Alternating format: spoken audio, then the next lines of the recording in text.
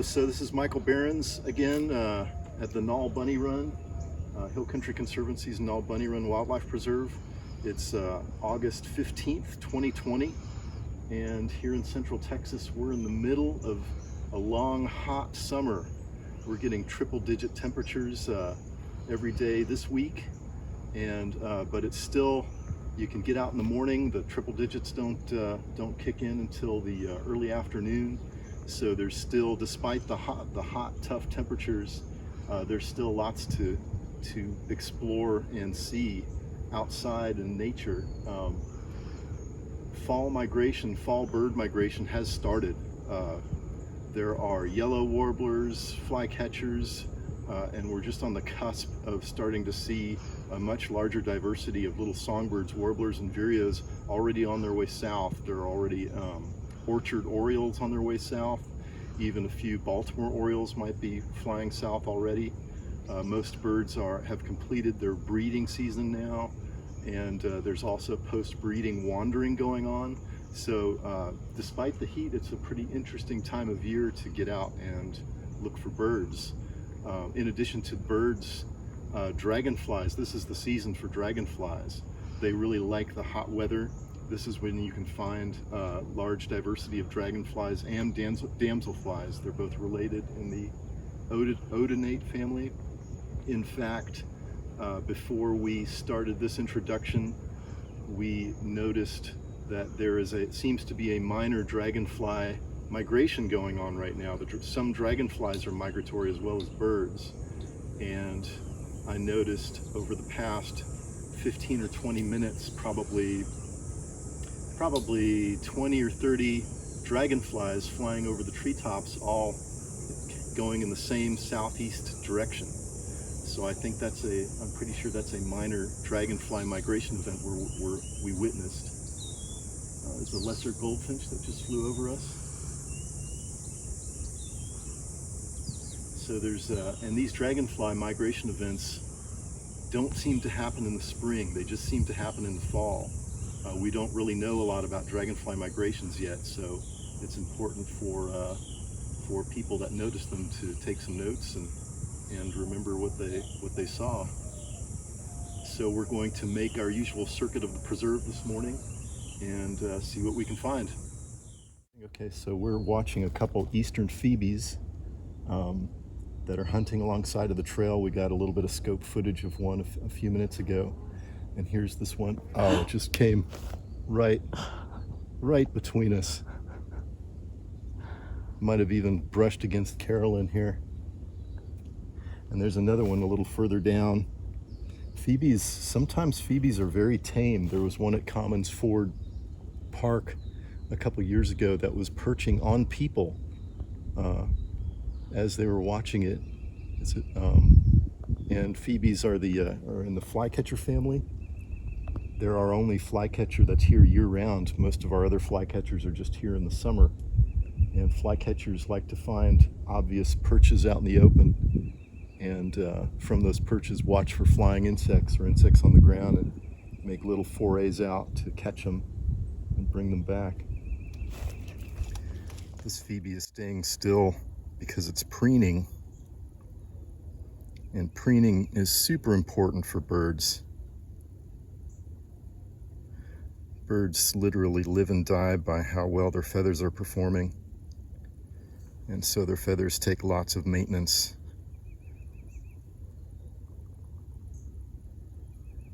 And they have to take time out to make sure the feathers are in the good, efficient configurations.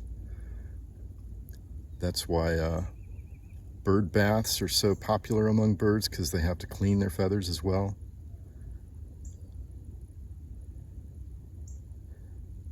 And you see birds explicitly bathing more than other kinds of animals.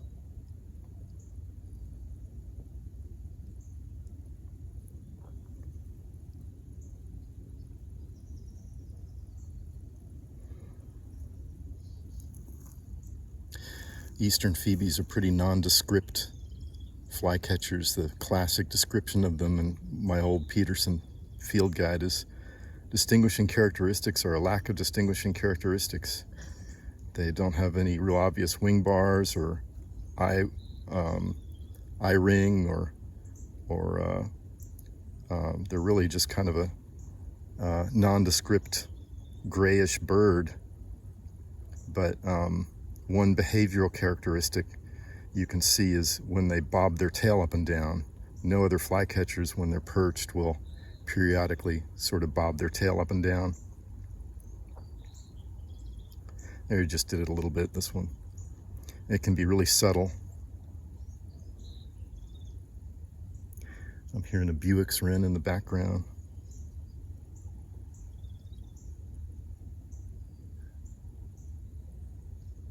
There he goes. Eastern ringtail.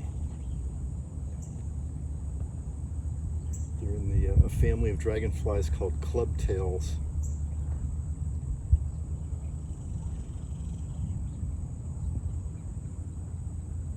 And they all, the family name clubtail comes from the attribute of they have relatively long, skinny abdomens that flare out at the end, so it's like a club tip to the end of the abdomen.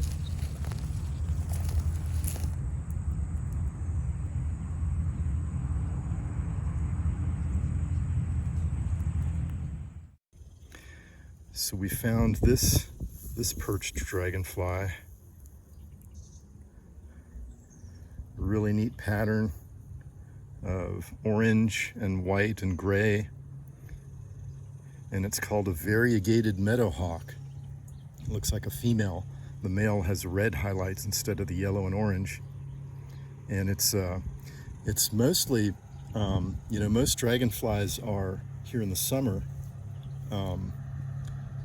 and you don't hear them. They're underwater or just existing as eggs in the winter, but this variegated meadowhawk is much more common here in the winter, and I guess you can find it in small numbers here in the summer, but it's one of the few dragonflies that's more of a winter species here in central Texas, and it's pointing. Oh, here goes a hawk.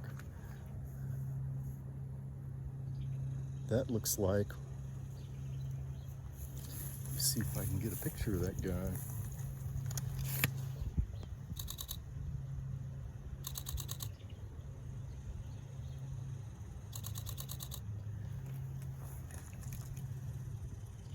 That was soaring while we were watching the dragonflies.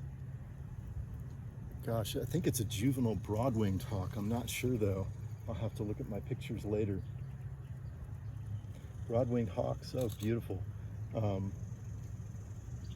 Are migratory, and they are nesting in central Texas much more than the field guides say.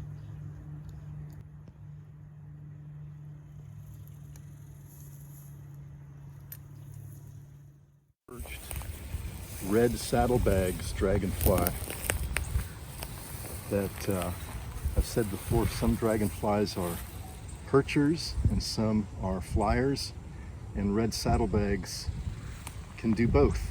Sometimes you see them and they're flying all over the place and never landing, and sometimes, like right now, Carolyn is 2 feet away from one, videoing it with her iPhone, and it's just perfectly content to be there. Looks like its left back wing has been damaged.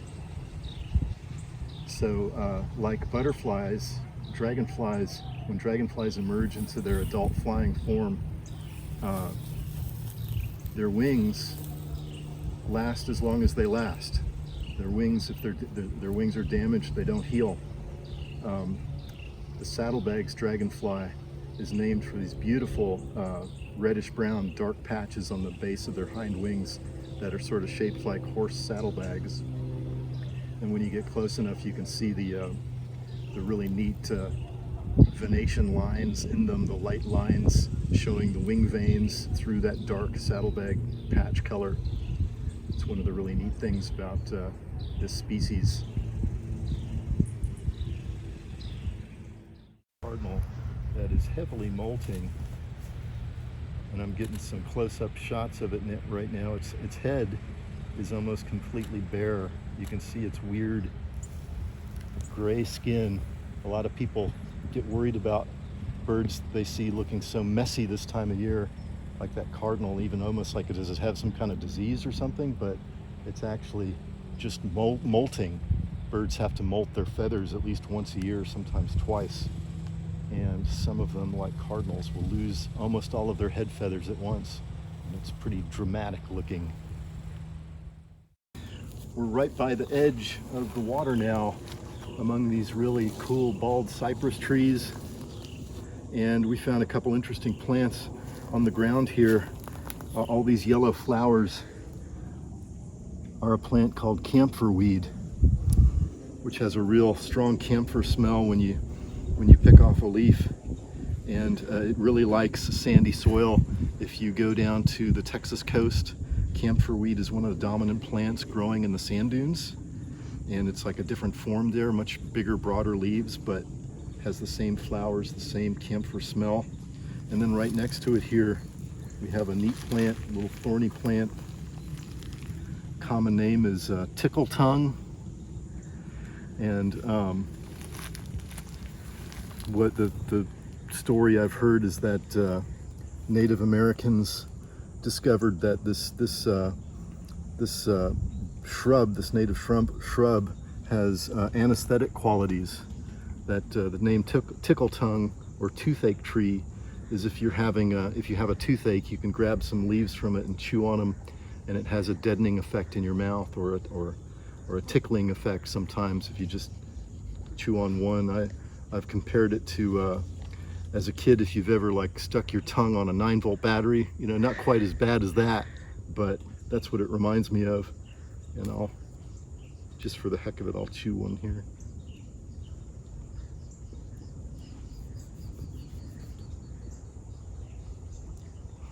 And I feel my tongue tickling a little bit. The biggest damselfly in North America, called a great spreadwing. Damselflies are related to dragonflies, and they're usually much smaller, but there is some overlap. Like last time we found an eastern amberwing dragonfly, and that dragonfly is actually much smaller than this great spreadwing damselfly.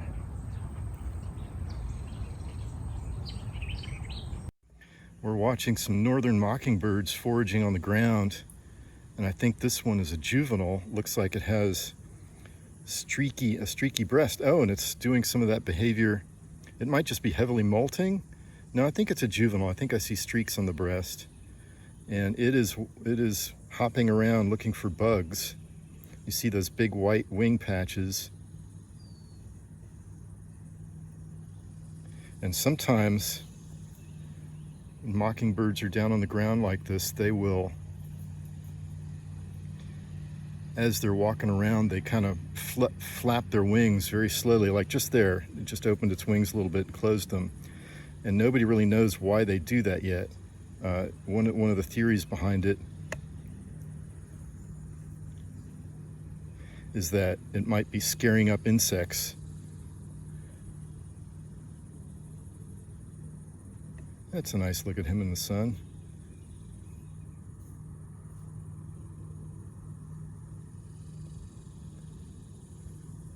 Northern mockingbird is our state bird.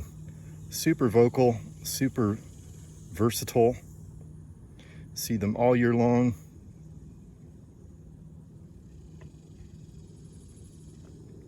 Oh, there he goes back up into the tree. Well, here we are back up at the gate, concluding another virtual tour of the Nalle Bunny Run for August 15th, 2020. And despite getting weather warnings on our phones because of how hot it's going to get today, we still got out here and saw some really cool wildlife, had some neat experiences. We had a close encounter with a pair of eastern phoebes, one that flew between us and brushed up against Carolyn while she was videoing us. We saw lots of really cool dragonflies down on the sandy prairie area, and while we were watching some of the dragonflies, what I think was a broad-winged hawk flew over that we got some pictures of too. And on our way back, we saw a few more dragonflies. We heard lots of neat birds. We briefly saw a yellow warbler. We couldn't capture any pictures of it, but we saw a yellow warbler, which is, I think that was the only southbound migrating bird we saw, unless the broad-winged hawk could also have been a southbound migrant. And we got to experience kind of a drying out. We're looking at the cedar trees around us. They're starting to turn a little bit yellowish with the season. They're starting to lose some leaves. We're seeing, we saw the frostweed looking really droopy, but because of there hasn't been a lot of rain recently, but it'll come back. And we got to connect with nature yet again. Despite the high temperatures, there's still lots of neat stuff going on.